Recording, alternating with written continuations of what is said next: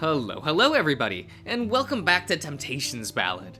We're still here. What is this? Like part 87 of being in the ring? It's a fun sequence though. I do like it. And we're here with Val. Not to be confused with Sal. Val yawned as he scanned over the fighting ring schedule. Where the hell was Clyde? He was supposed to help organize all the fighters this afternoon. Val could use the help, especially after that new last-minute arrival swept through the competition. The crocodile glanced up warily at the sound of footsteps approaching his table. Go away! Aw, come on, Val. Can't you hear me out for just one moment?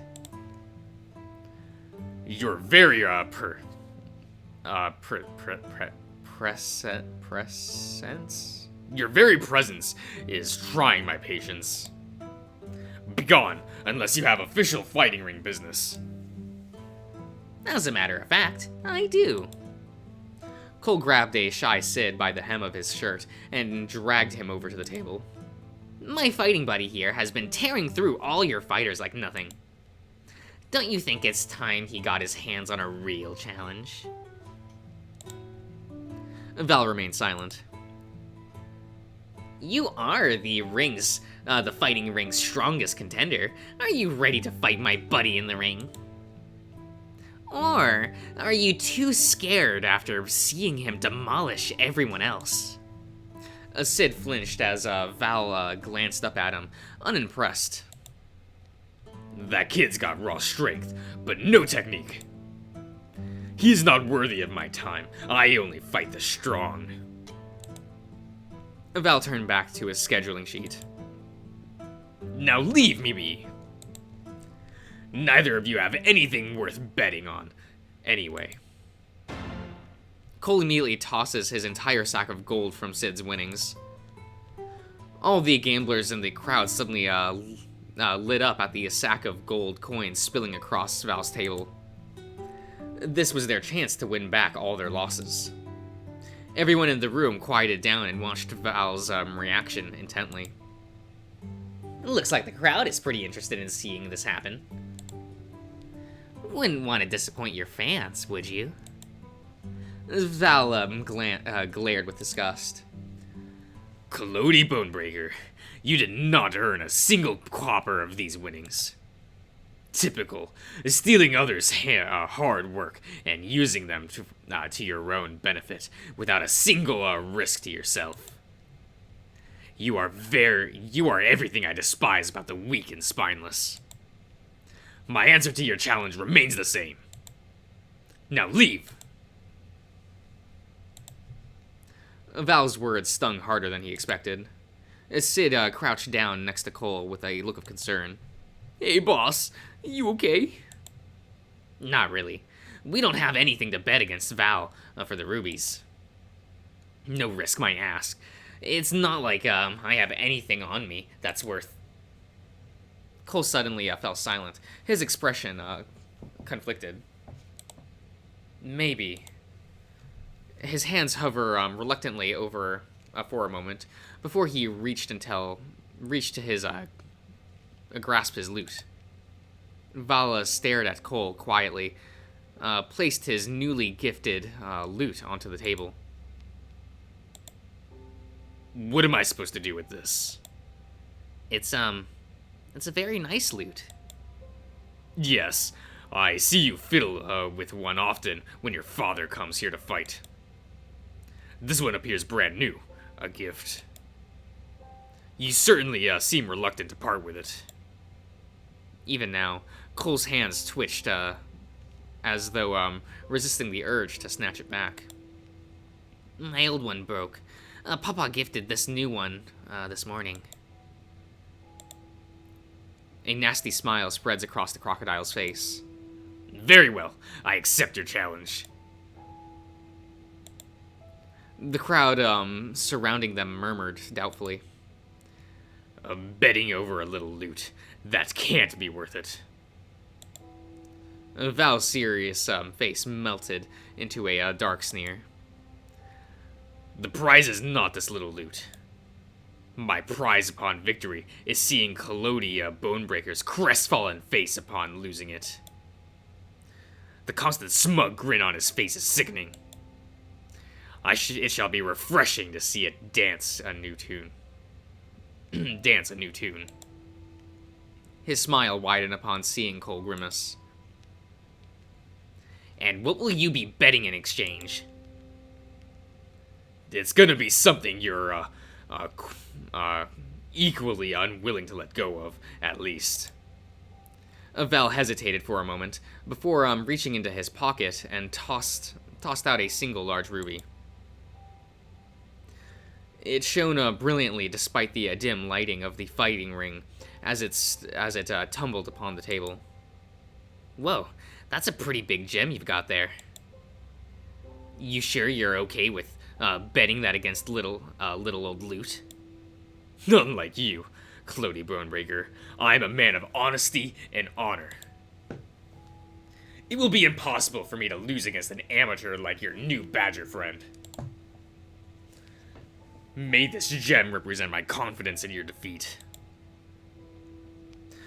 Val leaned forward, his face widened, to show an absence of sharp teeth. Abundance, not absence. What the fuck am I doing? Abundance of sharp teeth. I look forward to sharing the news of your loss with your father. The large crocodile grabbed Cole's loot off the table and tossed it back to him. Why don't you hold on to your toy for just a little longer before you lose it forever? With a laugh, the larger man made his way towards the judge's table to arrange their new fight. Cole grasped his loot tightly. It's just loot. Why was he getting so worked up over this?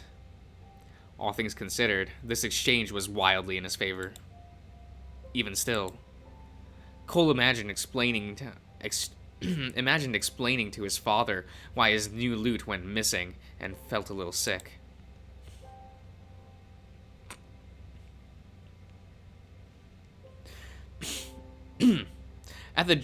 As the judges began rearranging the schedules to fit in Cole's sudden challenge, Cole sat in the back of the room in sullen silence.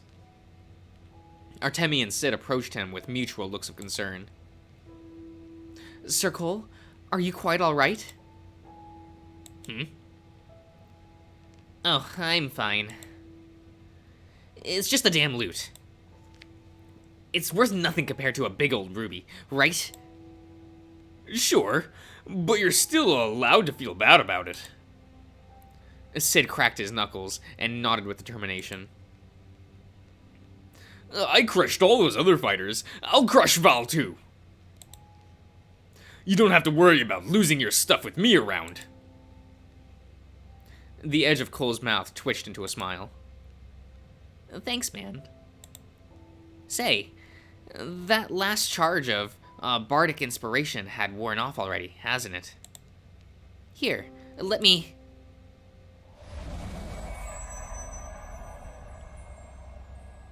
Cole leaned up to plant a tender kiss on Sid's cheek. The badger flushed red, but did not resist it. Try not to lose, all right? Sid nodded fiercely.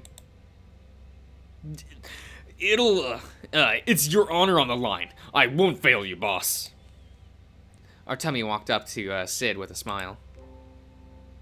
I'm certain there are rules against this, but it can't be wrong to support my comrades, could it? Here. Bless. Artemia clasped her hands together and closed her eyes. Golden light poured from her palms and enveloped Sid. His fur stood on end as Sid suddenly felt himself buzzing with holy energy. His entire body felt strange, jittery, as though he had consumed several cups of coffee. Whoa, I feel even stronger than before. Did I get more buff or something? What kind of spell was that? It's just a simple bless spell. It acts simply similarly to Cole's bardic inspiration, except it only lasts about a minute or so. It is much more potent, however. Do your best, Sir Sid. We shall exchange high fives once you achieve victory. Just watch! That foul guy's gonna eat his words once I wipe the floor with him. Thanks for all the help, guys. I won't let you down. With renewed vigor, Sid charged towards the fighting ring, in a determined scramble. Artemia couldn't help but chuckle at the sight. As she turned towards Cole to see him clutching clutching his loot tightly with an air of sullen defeat. Anxious thoughts seemed to cloud the hyena's mind. Artemi frowned, worried. She hesitantly placed a comforting hand on Cole's shoulder and offered an encouraging smile. That lute. While it appears to be a simple instrument, I see that it holds great value to you. It was very brave and honorable of you to put things you treasure on the line. I pray our efforts will do your risk justice. Cole laughed quietly. Nobody accused me of being honorable before. Artemi chuckled. Indeed. I hear you have quite the reputation, Sir Cole. However, throughout our short time together, you have done nothing to try and aid me in my plight. You have done everything, not nothing. You've done everything to try and aid me in my plight and comfort me in distress. Your effort and kindness do not go unrecognized. Worry not, Sir Cole. We will make sure to achieve victory for you. Now, let's go cheer on Sir Sid. Artemi gave Cole another firm pat on the back before making her way towards the fighting ring. The next match was about to start. The gnawing guilt in Cole's chest resurfaced as he felt the warmth of Artemi's hand leave his shoulder. Val was right. What is someone like you doing with scum like me?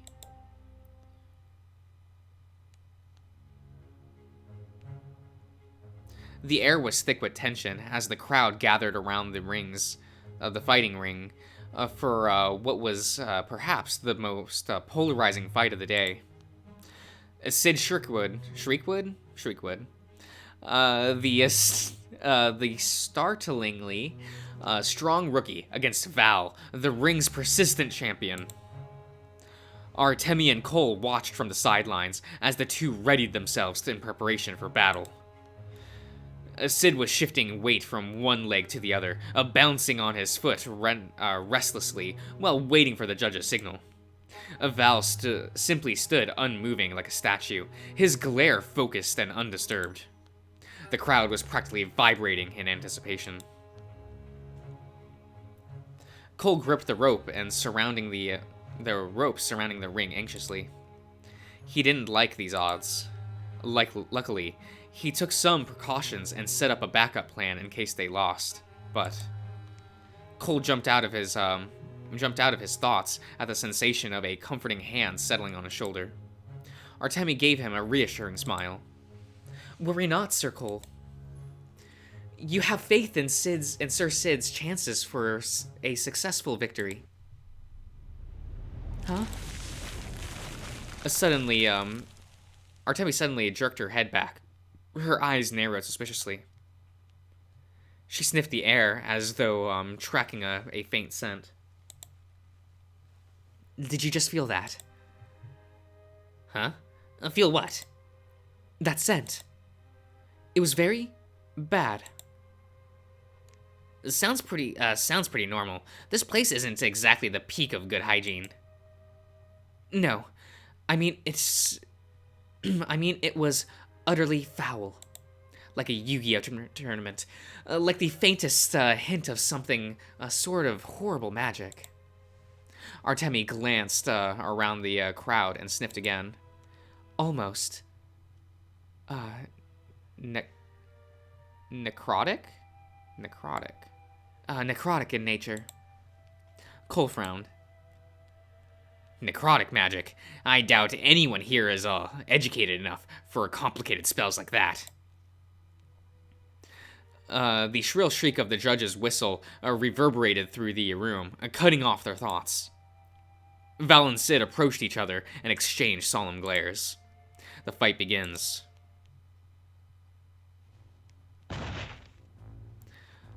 Sid immediately charges at Val with a blistering tackle, but was dodged by an idle sidestep.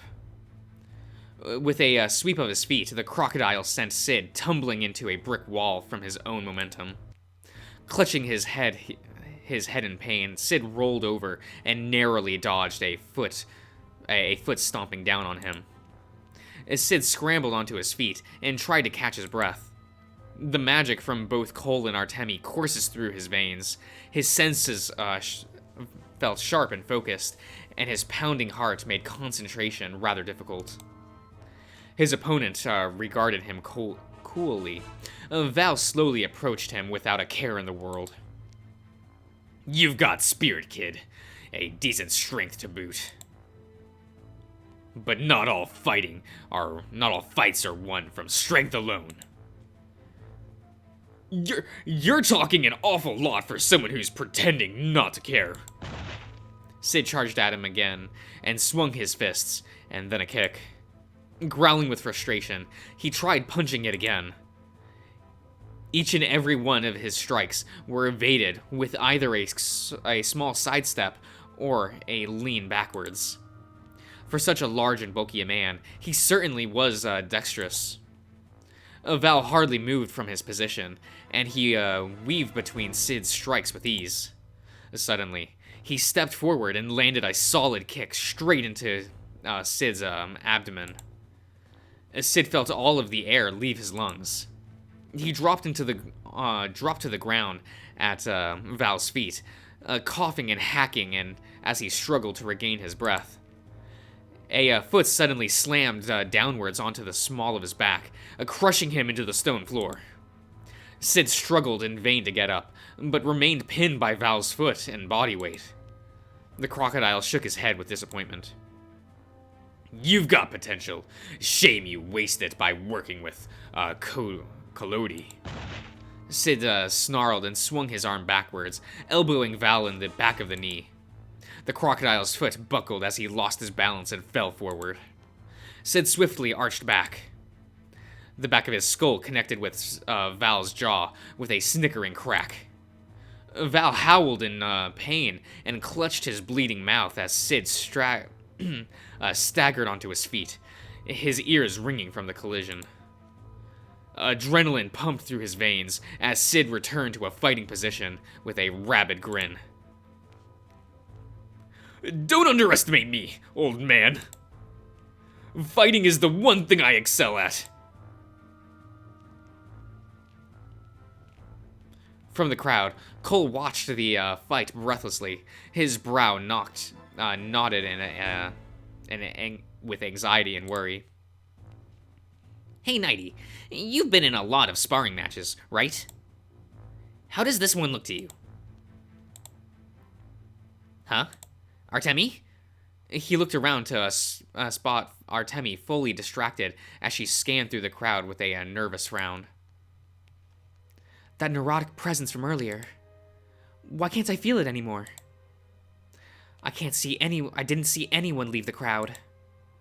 Something is afoot. I am absolutely sure of it. You're still worried about that?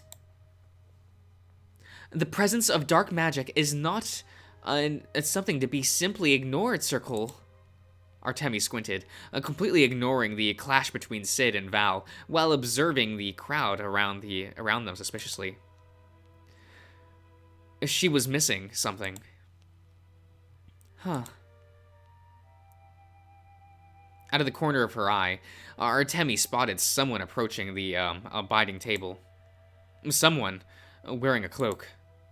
Artemi blinked and rubbed her eyes. She was having trouble looking directly at them.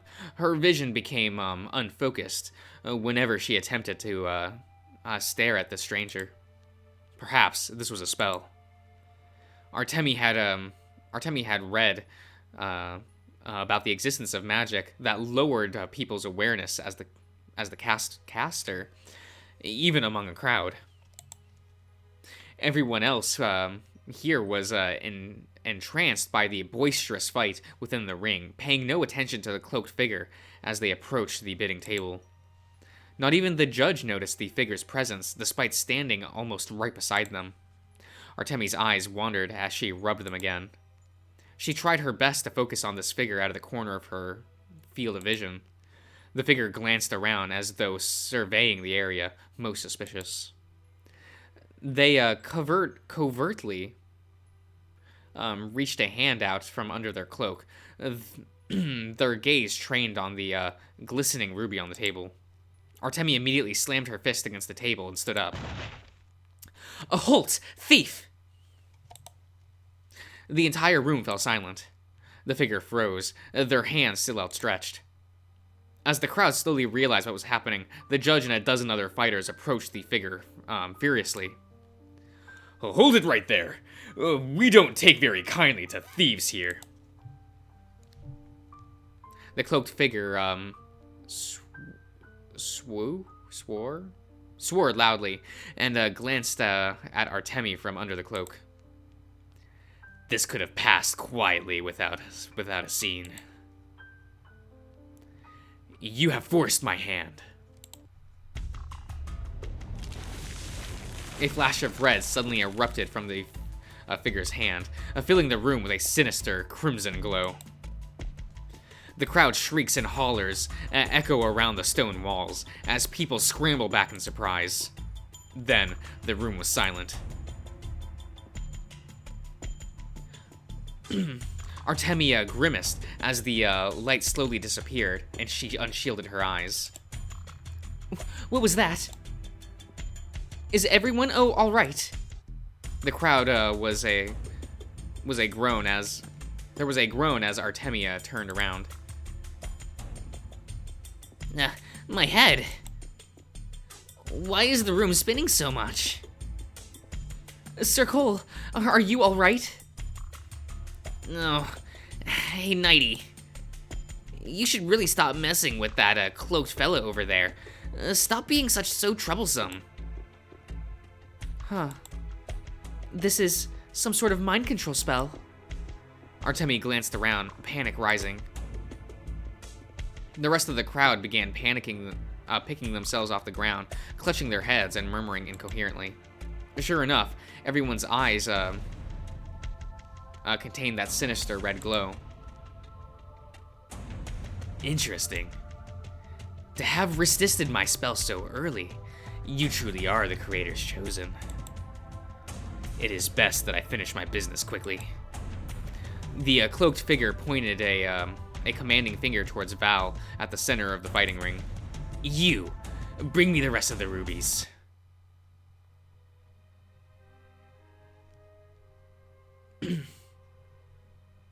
I think I'm gonna end the part here. So I'll see you around, everyone.